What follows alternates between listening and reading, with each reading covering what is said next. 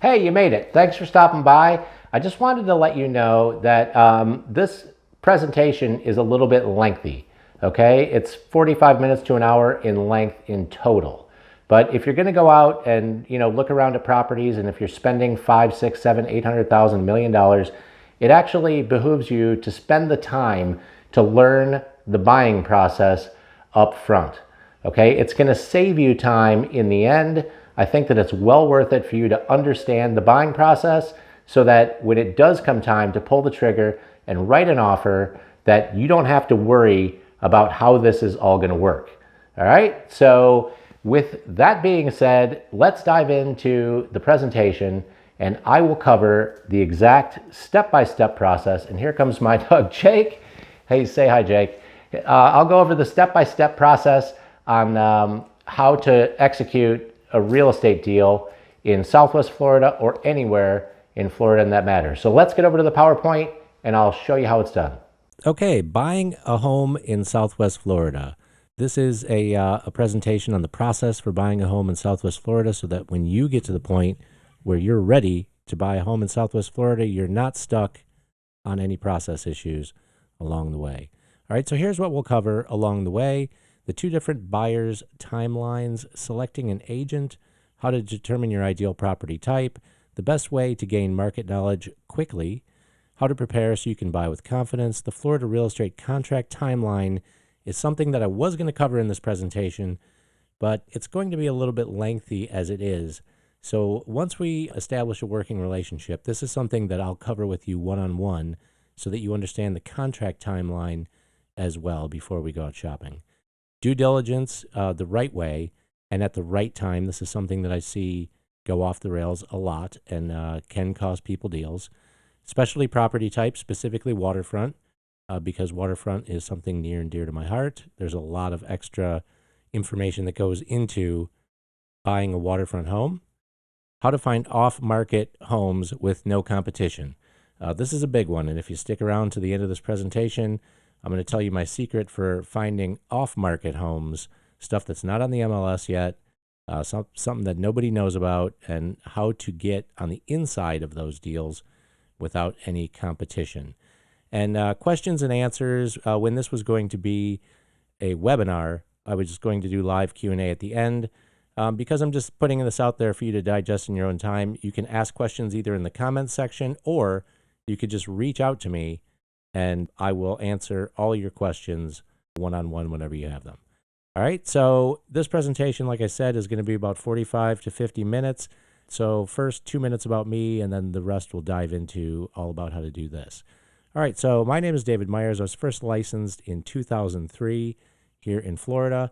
I specialize in Cape Coral waterfront property, which is not to say that I can't help you with other property types, but I have a specialty knowledge in the waterfront here in Cape Coral. I've been ranked in the top 100 agents in Florida multiple times, top producing agent for multiple years. I'm not a high volume guy. I generally prefer to work with a select few clients and offer a higher level of service and customer attention than just doing it as a numbers game, because it kind of seems like when you work with someone who's just doing the numbers game, you end up being a number, and I just like to provide better service than that.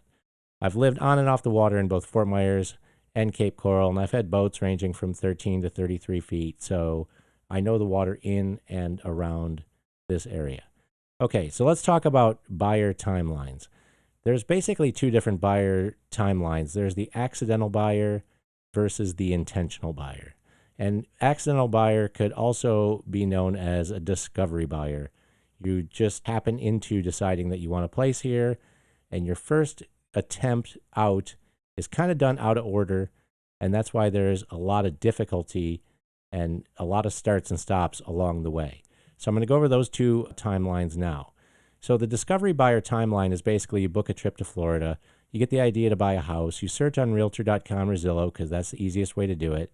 You drive around, you look at open houses, you find a house that you may like, and that's when you figure out that, hey, wait a minute, there's a lot more to this than I thought. How does this all work? How am I going to put this together? So you try to perform due diligence before making an offer. Well, in this market, there are a bunch of other buyers already out there, already informed, perhaps already up to speed. And a lot of times that time that you spend trying to figure it out, other buyers will come along. There'll be multiple interested parties, and you can get involved in a bidding war with competing buyers as a result. And then you could lose the deal to a buyer who's ready to write offer. And then step number 9 is you start all over again. And I've seen people go through this process a couple of times before they do it the right way, but it's, there's nothing wrong with that. Being uncomfortable and looking for information is natural, and there's no book, so to speak, on how exactly to do this. So that's why I decided to put this together. So if you are doing it this way, there's 4 reasons why it rarely works out well. One is you're not comfortable with the buying process. And they always say a confused mind doesn't make a decision. So it's very difficult to move forward when you're uncomfortable. You might not be sure about the area because there are several different areas in my city, and there's several different areas in other cities. And if you're just looking around on Realtor.com and doing open houses, you don't really get a flavor for what's what and what might be best for you. You might have a lack of faith in the agents that you meet at the open houses because you don't know if Susie Johnson Realtor was licensed 20 years ago or was licensed last week. And if they're licensed last week, their chances are not going to tell you. You might be able to figure it out, but there could be a lack of faith there. And the inability to find the right property shopping with resources like Realtor.com and Zillow, and only being able to see properties that are available to see in open houses limits you so severely that you really don't get a good picture of the market. So an intentional buyer timeline looks like this. And this is the outline, and then I'm going to go through each point by point to explain how it all works. All right, so number 1, you select an agent. Number 2, you identify what's most important to you with your agent, which at the end of that conversation, oftentimes it evolves. You think, hey, I might want this, and then things are brought up and you say, hey, wait a minute, you're right about that, or I never thought about that, and it can go a totally different direction. So consulting with somebody on what's most important to you is very important. Then you learn the buying process. Then you get pre-qualified with a lender who works in Florida if you need financing. Then you set up an inbound feed from the MLS to track the market. And this way you could see a select few properties that are applicable to you without seeing all the bandwidth of stuff that you see as non-applicable, right? So instead of going on Realtor.com and swiping around like you're on a dating app, you're actually getting an inbound feed of properties that match predetermined criteria that you've discussed with your agent. It's totally the way to go. Then you book a trip to Florida, if you're not already here, and you schedule your showings at least 3 days before you arrive to account for various different time delays and showing availability. You view only properties that suit your needs and budget, so you're not out looking around saying, hey, with open house shopping, you might not know that a house is $500,000 over your budget until you walk in and ask the agent. Then you write an offer, you get the property under contract, then you perform your due diligence and inspections, and then you close on the property. So this is kind of like the pro buyer way to execute a real estate deal in Florida. All right, so I'm going to break those down one by one. First of all, selecting an agent. In Florida, real estate commissions are paid by the seller. So using a professional buyer's agent doesn't cost you anything. It's totally free. The listing agent is working for the seller. You have to keep that in mind. There are certain elements of Florida real estate law that prohibit the listing agent from giving both parties equal performance. But you have to work with both parties equally, so there's, it's not as adversarial as it would be if you had an agent working directly for you. A buyer's agent, on the other hand, is working for you, and you can discuss the brokerage relationship with your buyer or with your buyer's agent before you start out, so that you can understand the benefits of that. Agents have access to info like HOAs, homeowners association fees, rent restrictions, etc. This type of stuff does not show up in the MLS. All right, it does show up in the MLS. It doesn't show up on Realtor.com and Zillow. You want to make sure you choose an agent with plenty of transaction experience and experience in the neighborhoods and communities where you are shopping. I'm here in Cape Coral, Fort Myers. If you said, hey, could you help me find a house in Naples? In my opinion, I'd be doing you a disservice by doing that. Even though I'm licensed to sell you something there, I can't give you the best service in an area with which I'm not intimately familiar like I am here. And if you are shopping outside of Cape Coral, Florida, I do belong to a large team organization that has agents all over the state, all over the country, and actually all over the world. So no matter where you're going, I can help you find an agent that can help you, that has the proper transaction experience and experience with the local market. Now, especially property types require special knowledge. I'll use my example, waterfront. There is a lot of different components involved with buying a house that is connected to a waterway. So it gets a little bit more complex when you're shopping for waterfront, especially if you're shopping around a specific boat that has air draft or depth draft considerations, boats that are exceptionally wide, displacement hulls that don't maneuver well at slow speed or reverse well, different factors that go along with boat lifts, docks, all that kind of stuff. Your agent will help you manage transaction details and your emotions throughout the buying process. This is critical because once you team up with someone who is advocating for you, in the best case scenarios, they'll be telling you about the pros and the cons and keeping you in line with your goals and your budget and everything that you outlined in the initial consultation. All right, so identifying your criteria. One of the biggest things that needs to be discussed ahead of time is, will this property be for personal use, investment, or a combination of the two? If it is for investment of some sort, does the revenue need to cover all the cost or just be supplemental? Are you up for a project? Do you want something that's move-in ready? This changes a lot too. Some people say they're up for a project, but then if they're going to be managing it from afar, there's a lot to consider with managing a remodel from a distant location. Okay, so sometimes it seems like you can get a better deal if you buy something that's in poor condition that you could fix up. Sometimes the fix up costs a lot more than you expected, or managing the project from a distance can be challenging. So those are things that you definitely want to discuss up front. Changeable versus unchangeable property features. Location's not changeable. If you're shopping around a boat where you need a 200-foot canal, you can't turn a 72-foot canal into a 200-foot canal, but you can turn old, outdated tile into new, beautiful tile. Kitchens, bathrooms, colors. Sometimes the roofing material can be changed. So you have to keep in mind what things are negotiable and what things are non-negotiable, depending on what your goals are with the property. Location versus house type is a percentage of total value. And what I mean by that is you could have a $1.6 million property on the river that's $1.5 million worth of lot with a $100,000 tear down house on it. Or you can have a $1.3 million beautiful new house on a $300,000 lot, both totaling the same amount. So you have to determine, as far as location goes, what portion of the budget are you willing to spend for location, and then sacrifice some on the house or vice versa. If you're shopping for waterfront, the boat might be the driver. Okay, so if you have a 65-foot Riviera, it's going to determine a lot as far as where you can park that boat feasibly. Some properties at the end of the canal, adjacent to the end of the canal, might present ingress-egress issues. Sometimes there are air draft issues with wires that cross canals that are not clearly labeled on maps. Bridges, some canals that are further up in canal chains have shallower draft. Canals aren't as deep because not as much boat traffic goes in and out of them.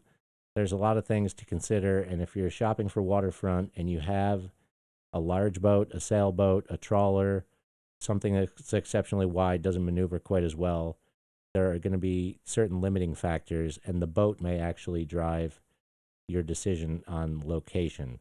And in a lot of instances with these big boats, sometimes the boat costs, twice as much as the house anyway. So these are all things that you need to identify up front so that you don't end up looking at properties that are essentially of no use to you. And then you have to determine what you want versus what you need. And again, this changes as well as it's discussed with your agent. A lot of times people start out looking at one thing and go a completely different direction. And all that type of stuff is discussed and talked about beforehand so that you don't waste time out shopping for things that'll never meet your needs because you haven't clearly thought them through yet. All right, so number 3 is learn the buying process. So that's what this is all about. And there are several steps in the buying process. Like I said, selecting an agent, identifying your criteria, learning the process, get pre-qualified with a lender, track the market with a custom MLS feed, book your trip to Florida, and schedule your showings 3 days prior to arrival. Those are all preparation phase items, okay? So those are all things that you need to get out of the way beforehand. The next step is to go shopping. So when people do the discovery phase or they're just thinking about it, a lot of times they do step 8 first without completing the first 7 steps. And that's where things go off the rails. You have to stop. And in some instances, you miss that one property that may have been just right for you because you didn't do the prep work ahead of time. And then the next step, which is offer and acceptance, performing due diligence and inspections and closing, those are part of the execution phase. So learning the buying process is broken down into those 3 phases: preparation, shopping, and then execution. All right, so getting pre-qualified. If you're going to borrow money to buy a house in Florida, you need to choose a lender who works in Florida. Now, if you're getting a refi on a property that you already own in Wisconsin, then you can work with a local lender to do the refi on the Wisconsin home to get the cash to buy the house in Florida outright. If you're going to actually get a mortgage on a house in Florida, even if you have a relationship with a lender up north or somewhere else, you want to make sure that they can actually execute a loan in Florida. Some of them aren't licensed for it. Some of them aren't up for it. If you do need contacts for lenders down here, I can point you in the right direction. You have to think about big banks versus brokers. Okay, like big banks like Wachovia or Wells Fargo or Bank of America, they have their own specific products that are basically specific to them. And brokers have access to all products. Not all brokers, but good brokers have access to far more products that they can offer you. It's like when you go to the Chevy dealership, you can have any kind of car you want as long as it's a Chevy. Whereas if you go to CarMax, you can get any kind of car you want. And brokers are more like CarMax than like the Chevy dealer. All right, so everyone's situation is different with financing. So this is something that we're going to have to discuss on a case-by-case basis. Some people have more financial education and know exactly how to execute these things, whereas some people don't do real estate transactions on a regular basis. So depending on your situation, we'll talk it over and figure out the strategy that's exactly right for you. All right, now if you're buying vacant land for a future build or buying vacant land for an immediate build, you can get land loans through Lake Michigan Credit Union. They're like the only game in town down here for land loans, and land loans can be secured with as little as 10% down. The other good thing is Lake Michigan offers wraparound products where you can actually finance the new construction. You could roll the land loan into a construction loan without having to pay the land off first. Now, in some cities, states, towns, jurisdictions, you have to pay the land off before you can get a construction loan. If you use Lake Michigan Credit Union, you can, if your credit is strong enough, you can go 10% down and then just roll that in to the construction loan. And you'll have to get the terms and conditions from Lake Michigan, but they are the ones to go to. And keep in mind that lenders cannot compensate realtors in Florida. There are strict laws, regulations, and guidelines about that. So any broker or mortgage company or anybody to whom you're referred by an agent, the only reason that I would refer you to anybody is because I've done business with them in the past, had a great experience with them, and the only reward that I get for referring you to them is the confidence that in knowing that you'll be well taken care of and there won't be any shenanigans, okay? So there's nothing in it for me if I point you in the direction of a lender or lenders. All right, if you're paying cash, you will need a proof of funds letter from your bank or financial institution when you make the offer. People will not just let you say, I'm paying cash without you proving that you have the funds. And you don't need to show them a bank statement with all the money that you have. You just need to get a letter from your financial institution stating that you have enough money to execute a transaction of the value that you are offering. All right. You also need to confirm your bank's wiring rules before you come to closing. This is something that I've had happen a couple times this year, where people came down to close on their house, called the bank 2 days before they're going to close and said, hey, we want you to wire, 3, 4, 500,000, 700,000 to this title company. And the banks, especially Northeast banks, will say, well, hey, sorry, sir, you have to actually come in and do that in person for that amount. So you're going to want, before you make the trip to Florida, you're going to want to make sure that you can actually wire the money remotely or whether or not you have to be present. This is something that you need to check on if you're paying cash so you don't get put in this situation. All right, number 5 is set up an MLS feed. Okay, the MLS is far more complete than search websites like Realtor.com or Zillow. And when I say far more, it's like far more. I have like literally hundreds of different criteria that I can pick in the MLS. I could set those up in a custom feed for you. I can have them sent to your email on a daily basis, ASAP, weekly basis, only on Tuesday. They come right to your email inbox. So you don't need to go back to Realtor.com or Zillow and see if something new came on the market, because I can drill down specifically and then have those properties sent to you. It really helps you to learn the market. Learning any market is easier with a daily flow of information. It's like the example I always use, the guy at the pawn shop. He knows what your Rolex is worth because he sees them all the time, buys them, sells them every week. He could just tell you by looking at it exactly what it's worth. Of course, he's telling you what it's worth to him, and he knows what it's worth in the regular market too. But understanding the market comes from looking at the market. And I'll talk more about the frequency of how often you should look a little bit down the road here. You could also track closed and pending sales as well as active stuff. So if you want to track closed sales for a period of time to see what things are actually selling for, it's not a bad idea to do that too, because asking prices are hopes and dreams. Closed sales are actual reality. All right, so the next step is book your trip. Now that you're ready to buy and you understand your objectives and the market, now you're ready to shop. Okay, I need a few weeks notice before you come down, ideally. Now, if you're finding this video while you're already here and you're in the discovery phase, just give me a call, because I can move things around, but it's always ideal to get a few weeks notice before you come down so I can book the time. Now, keeping in mind that as a realtor, sometimes I fish on Tuesday, sometimes I work on Sunday night. You know, it doesn't really matter when you want to come and when you want to shop. I can make it happen. So don't think that you have to do it around business hours. I don't work like a lawyer. I can move it around and have my free time whenever. So at least 2 weeks before you arrive, I want you to switch over to a daily feed on the properties. If you're watching them once a week, you need to switch it over to ASAP at least 2 weeks before you arrive, so you can start to see the actual properties that may be available when you get to town.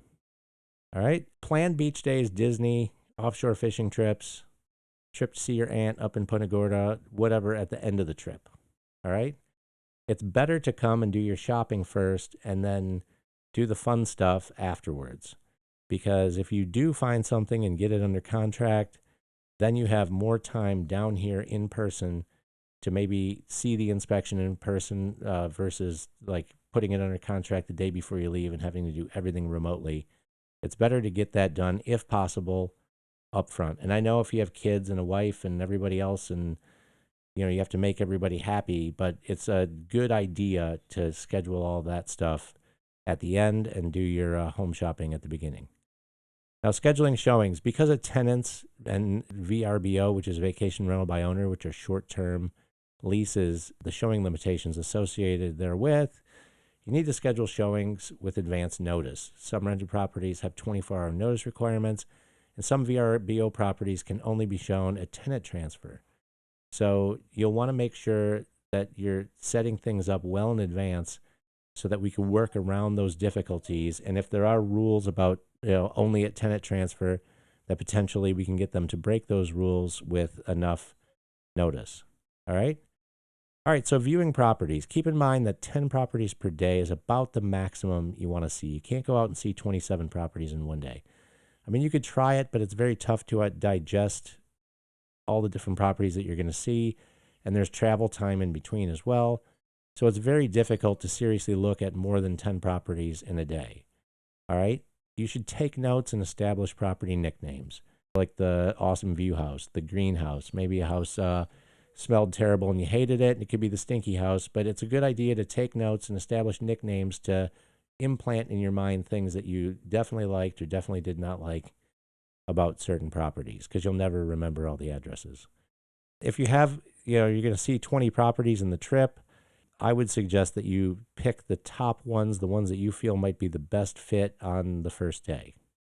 That way, because of the pace of the market, if you're picking them in kind of geographical order, where closest distance between properties to get the most in a day, and you're saving like the best for last, somebody else might get there before you and you might miss out on it entirely. So I recommend that you see the top picks on the first day.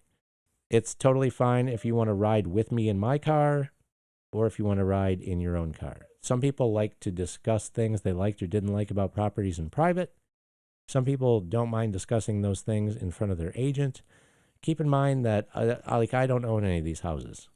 So if you say that house reeked, I think that lady's kitchen was terrible, the bathroom was gross, it's not going to hurt my feelings. Okay, so if you do want to discuss it with me, you could ride along. If you like to discuss it in private, that's also totally okay. Your car, my car, following, riding together, it doesn't matter. People do it both ways. Another thing I would stress is dress for comfort. Shorts, tank tops, flip-flops, all that's totally fine. 99 out of 100 times when we walk into the house, the homeowner or the other agent is not there. And you're not there to make an impression. You're there to be comfortable and just look at homes. So you don't need to dress up for anybody. Dressing for comfort is the key. When I go out and show homes, a lot of times I got a baseball hat on and a polo shirt. And just because when you're riding around in and out of the car, no one needs to wear a suit and tie and dress up like they're going to a wedding. Bring water and snacks if you don't want to break for lunch. I've done whirlwind trips, morning till night, no breaks, no problem. But if you do that, I just recommend that you bring some water and some snacks if you need it, so that we can plow through them all in one sitting. Either way you want to do it, it's totally cool with me. All right, so offer and acceptance. Lowball offers are for a buyer's market, okay? And we're not in a buyer's market. So I get people that say, I wouldn't give anybody a deal on my stuff. I'm not looking for a deal. And then first thing they do when we get out is they want to make an offer for 75% of list when the property's been on the market for 3 days. I could just tell you up front, the chances of that happening are very, very slim. All right. A lot of properties, the average in the yacht club area, for instance, properties sell for 104.3 of list price in less than 21 days.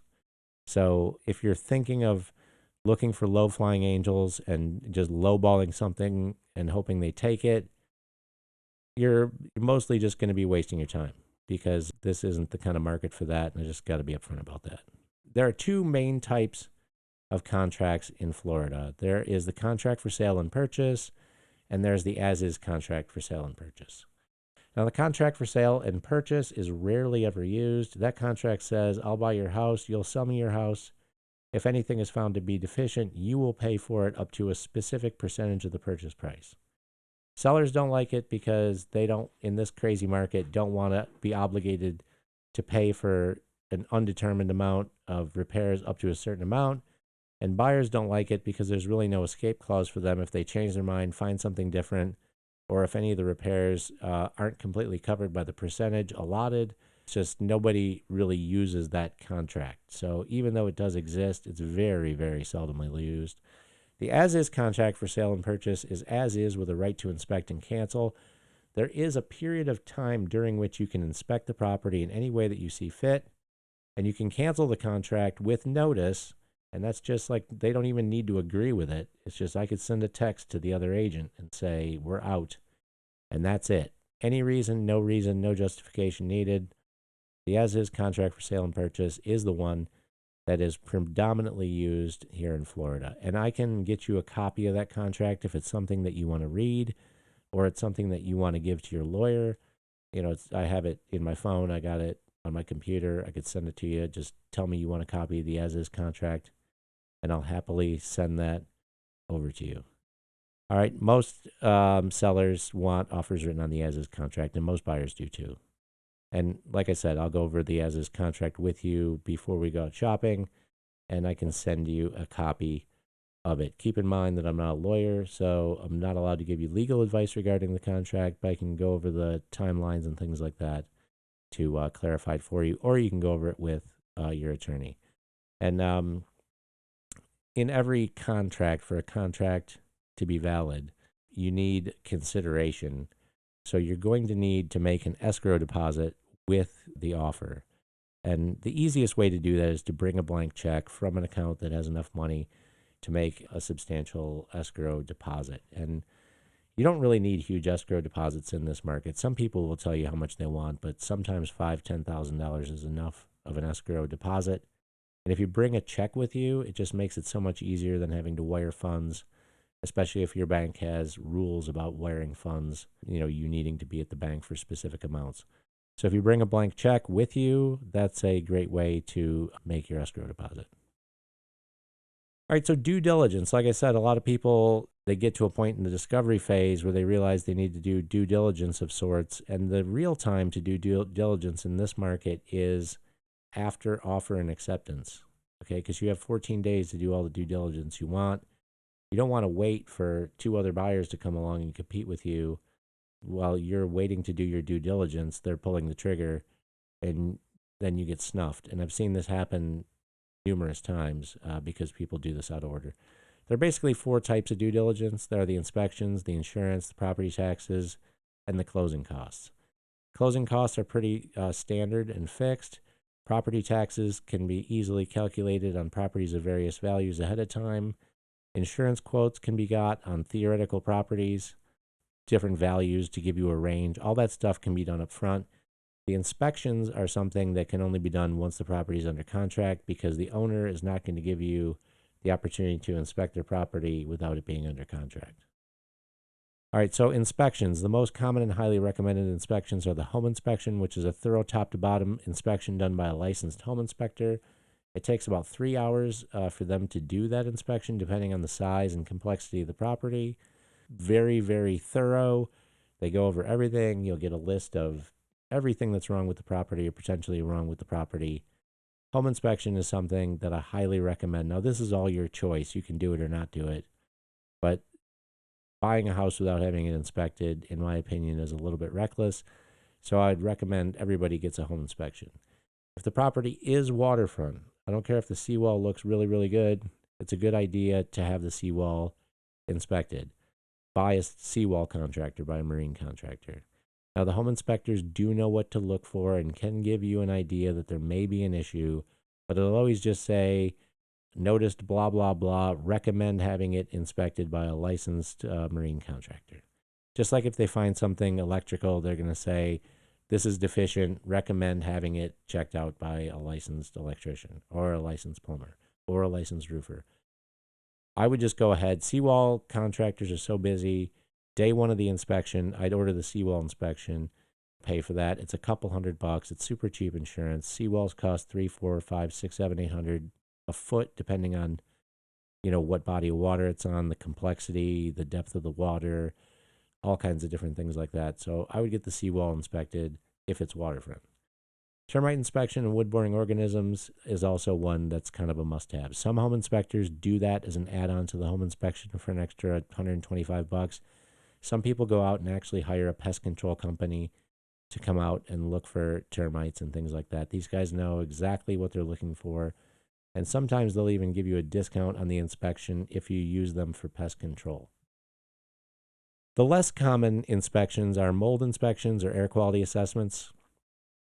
They bring out a machine that'll sniff the air quality, tell you if there's any mold. If you do have autoimmune issues or you do have allergies specifically to mold, you're sensitive to mold, it might not be a bad idea to have an air quality assessment done. That's another thing you want to order on the very first day of inspections, because the machine has to be dropped off. It has to sniff the air for a couple of days. They remove a cartridge. They send the sniffer cartridge to a lab. They perform a test on it, and it takes a while to get the results back. So if you're going to do a mold inspection, I recommend you do it up front. If you have no allergies, autoimmune issues, you don't smell mold in the house, it can be optional, but I would never talk anybody out of doing an inspection that they thought was necessary. And like I said, that needs to be ordered on day one of the inspection period. The other one is radon gas. Radon gas is not very common in waterfront properties. I have seen it in condos, multi-story dwellings, multifamily stuff. It's another thing that's, an extra couple $100. If you want it for peace of mind, I would never talk you out of getting it. It didn't really exist 20 years ago when I first started. I never saw a radon inspection, but it's becoming more and more popular. So if that is something that you want to have inspected, you have every right to have that done as well. Also, if there are issues in the house, like you don't like the kitchen, you don't like the bathroom, you can have a contractor come over and actually give you quotes on those things, and the owners will give you access to get people in during that inspection period so you can do as much due diligence as you want. All right, so for insurance, there's basically homeowners insurance, flood insurance, liability insurance for investment properties. Homeowners insurance, it is optional if you don't have a loan, but very, very, very few people don't have homeowners insurance. Flood insurance is also optional if you pay cash. A lot of people have flood insurance. We've never actually flooded here, but it's not to say that past performance always guarantees future results. So flood insurance is another thing that you may want to have quoted. And then if you're going to do it as a vacation rental by owner or a short-term investment, or it's owned through an LLC, then you might want to consider liability insurance for investment properties, depending on your financial picture, what your lawyer and accountant say. That's another thing that you may want to have quoted, depending on your situation and your net worth. All right, so for property taxes, there is a website that you can go to. And in this video description, I'll put a link to this site because Lee County Property Appraiser has a bunch of great information on it. One of them is a calculator that actually allows you to calculate estimated property taxes based on theoretical sales prices, so you can get an idea of what your taxes will be. But LEPA.org, LEEPA, which stands for Lee Property Appraiser, they have a tax estimator page, but instead of calling it just www.lepa.org/tax estimator, I have to put that default ASP question mark folio, all that other garbage in there. So it's not really a straightforward address you can go to. So I'll put a link to that in the description of this video. All right, so for closing costs, if you're financing, you're actually going to pay a little bit more for closing costs. You know, the title insurance owner's policy, that's actually something that's on both sides, whether you're cash or financing.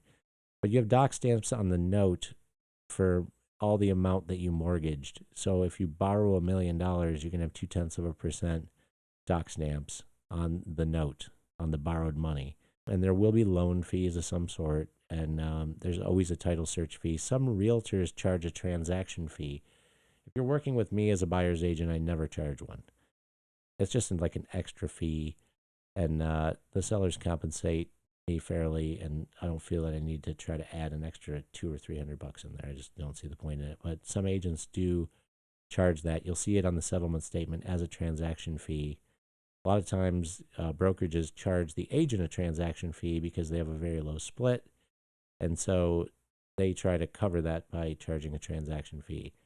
So those are the things that you may see if you're financing. If you're paying cash, you really just have the title insurance, the title search fee, and a transaction fee if your agent is charging you one. So you can close on a $700,000-$800,000 house and have $1,000 in closing costs if you're paying cash. It's really inexpensive. All the fees and costs that are associated with closing costs are generally paid by people who are borrowing money. And closing costs are paid for at closing. So that's in addition to, your down payment plus your mortgaged amount equals the total amount. Closing costs are added to that. So you're going to have to figure that in for your own budgeting, that closing costs will have to be brought to the closing table. All right, so step 11, closing on your home. You could do it in person or as a mail away. It's done as a mail away a lot of times. A lot of people don't stay here for 30 days or 45 days or however long it takes to complete the transaction. So they will oftentimes do the closing from their home with a remote notary and then wire the funds in for closing. Or you can come in person, but like I said, with the wiring, you want to make sure your bank will allow you to wire large sums of money remotely before you decide to come here for the closing. They will make you bring your driver's license to the closing, so make sure you have your driver's license or some type of government ID. And closing funds must be wired. They used to do cashier's checks back in the old days, but there's so many scammers out there ripping people off with cashier's checks that they've really got away from that, in recent years. So the funds will have to be wired for the closing. Again, check your bank's rules and times. All right, so specialty properties. Like I said, if you're buying waterfront property, it's not a bad idea to go with someone who's a specialist. Just like all doctors know how to take your blood pressure, but kind of if you have a heart problem, you go to a heart doctor. If you have a foot problem, you go to a foot doctor. If you are having a baby, you go to the baby doctor. If you're buying waterfront property, it's a good idea to use an agent that does that. Same thing if you're doing golf course property or other types of properties. I'm going to talk about specifically waterfront property because that's my forte. Some of the things that we'll discuss are the canal width, the depth, bridges, locks, weirs, minutes to open water, boat docks and lifts, house types, lot types, seawall condition, cost to repair and replace, the challenges and difficulties with new construction, because sometimes there are like years delays right now with seawalls and things like that. What's involved in actually, if you can't find a lot you like, but you find an older house that you want to rip down, what it costs, what are the challenges, what are the difficulties in tearing down an older home, and all these types of things. If you're looking for specifically waterfront property in Cape Coral, I can help you with all that. So, and there's a lot more even than this. You can find some of it on this YouTube channel and videos that I've put together. Or if you have questions on things that I've not covered yet on the channel, you can always reach out to me. I'll be glad to help you. I also have a waterfront buyer's guide that I could send you in PDF form. Just reach out and tell me you want a copy of it. You don't necessarily have to put your contact information in the comments on this video. I'll give you my telephone number and my email at the end of this, and it's all over this channel. So I'm very easy to find. You can just get a hold of me and say you want a copy of the buyer's guide, and I'll gladly get that over to you. All right, so off-market properties. Here's a little gem. I have a lot of people that, go out shopping and they find out there's all this competition. Sometimes sellers are terrified to sell because they know they could sell their house in 15 minutes. But once you do, where are you going to go after that? You don't want to be the richest guy under the bridge. So you need to go out and buy something else. And a lot of times in this competitive market, it's better to find something that's actually off market. The current market is challenging for buyers because there's low inventory, high demand, crazy amounts of competition, bidding wars, listing agents shopping your offer, which I hate this one, but this does happen. An agent might have a buyer that says, don't know, I'm kind of not really ready to pull the trigger on this. You send an offer in, and then they call that buyer and then shop your offer to that buyer, and then magically their buyer comes in just slightly higher than yours. You don't get a chance to counter, and the deal's gone. That's very frustrating, and it does happen. There's nothing worse than knowing what you want, having the money to buy it, and being told that you can't have it, right? That's just the worst feeling in the world. So for off-market properties, this is my strategy because I have a database of all the waterfront properties here in Cape Coral, right? So I compare your ideal property to my database of properties. So you give me the criteria, I can look in there and see exactly how many of those properties exist. And then I can find the properties that meet your exact criteria and contact the property owners, whether by direct mail if they're out of town, go knock on their door. I have several different ways to get in touch with these people. Some of them I have personal relationships with, and we'll see if they're actually ready to sell. This way we could find people who are potentially ready to sell but haven't listed yet.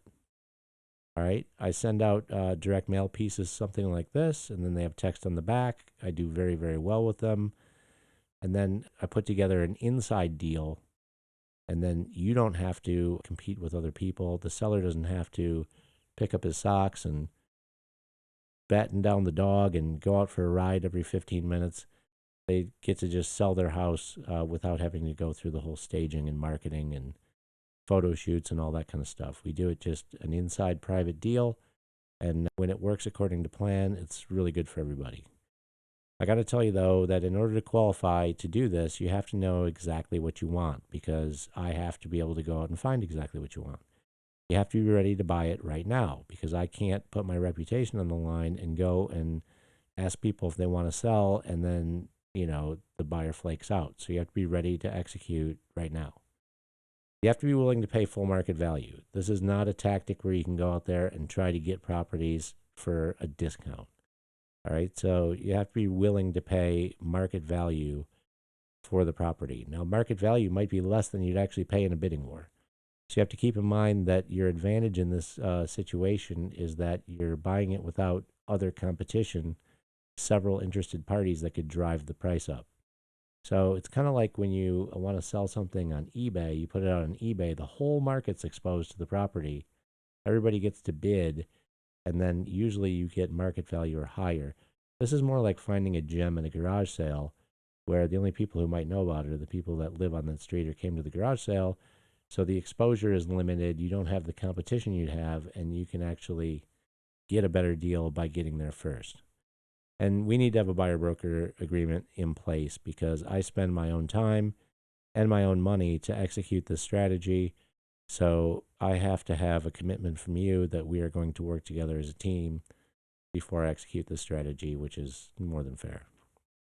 All right, so for questions and answers, if I was doing this live, I'd turn it over to that right now. But since I'm not, if you have questions, you can always email me at waterfrontluxury@gmail.com. Comes right to my phone. I get them immediately. I'm very responsive with inbound inquiries. Or you can call me or text me on my cell phone. Telephone number is 239-529-0555. So I hope that this has enlightened you in some way, that you got value out of this presentation, so that when it comes time for you to buy a property, whether here in Cape Coral on the water or anywhere in Florida, you now understand the actual process for buying a home and how to execute it, so that when you get to that point where you're going to write an offer, that you're not stuck. You don't need to stop and go back and say, hey, wait a minute, I don't really feel comfortable with this. How does this all work? This should answer most of your questions. And any other questions that you do have, anything that I forgot to cover, any comments you have, just reach out to me either by email or by telephone, text, find me on Facebook, send me a message, whatever you'd like. I'm here to help. And if you're looking for properties in some other part of Florida, like I said, I belong to a team of over 1,500 agents who know their areas as well as I know mine. And I can link you up with an agent that will give you the best service, regardless of where in Florida or the United States or around the world you are looking. I can link you up with somebody who will give you great service. All right, so thank you for your time and attention and watching this. If you have questions, reach out to me. And until then, I will see you out on the waterfront.